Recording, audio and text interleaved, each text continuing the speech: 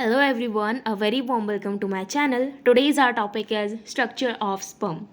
तो जो स्ट्रक्चर है स्पर्म की वो टोटली 4 पार्ट्स में कंसिस्ट होती है, ठीक है. The first one is head, second one is neck, third one is middle piece and fourth one is tell.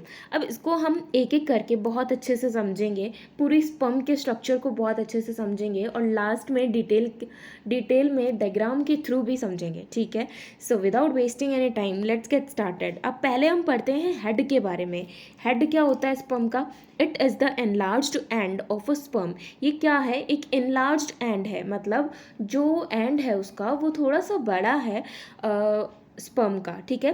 Containing the large haploid nucleus, जिसके पास में एक बहुत ही बड़ा हैप्लॉइड न्यूक्लियस होता है, या फिर हम कह सकते हैं कंडेंस्ड क्रोमेटिन बॉडी होती है and is capped by acrosome. और उसकी जो कवरिंग होती है या फिर हम कहें कैपिंग जो होती है उसकी, वो काय की बनी हुई होती है? एक्रोसोम की बनी हुई होती है, ठीक है.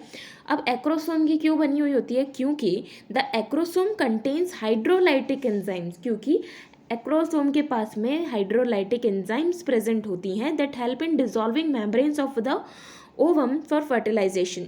जो कि किस में हेल्प करती है? जब देखो जब फर्टिलाइजेशन होता है तब स्पर्म क्या करता है, जो ओवम की मेम्ब्रेन होती है उस पर अटैक करता है ताकि जो मेम्ब्रेन है वो डिसॉल्व हो सके, ठीक है. अब चलो नेक में क्या होता है? It contains proximal centriole and distal centriole.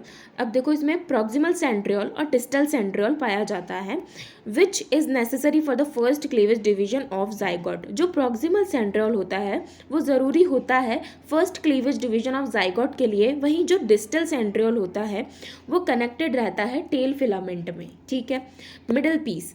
अब मिडल पीस क्या होता है? It contains a number of mitochondria that provide energy for the movement of the tail that facilitate sperm motility essential for fertilisation.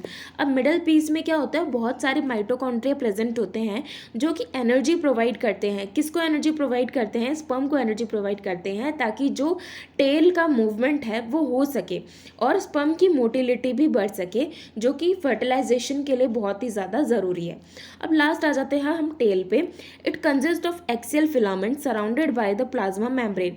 ये क्या है? Axial filament से consist होती है जो कि प्लाज्मा मेम्ब्रेन से सराउंडेड हुई होती है, ठीक है. It helps the sperm to swim in a fluid medium. ये क्या करती है? जो टेल का काम होता है वो ये होता है कि फ्लूइड मीडियम में वो आराम से स्विम कर सकती है, ठीक है. A human male ejaculates about 200 to 300 million sperms during a cetus. Seminal plasma along with the sperms constitute the semen.